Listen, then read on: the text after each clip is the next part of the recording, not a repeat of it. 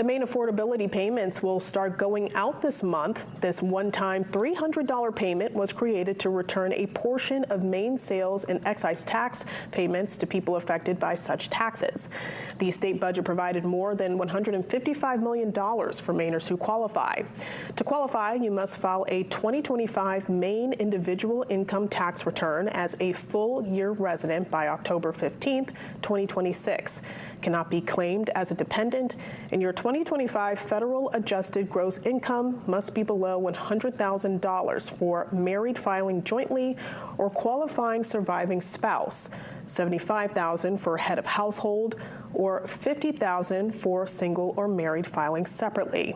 Starting in late July, paper checks will be sent to eligible recipients using the address on file with Maine Revenue Services. To get more information and to see if you qualify, you can go to maine.gov.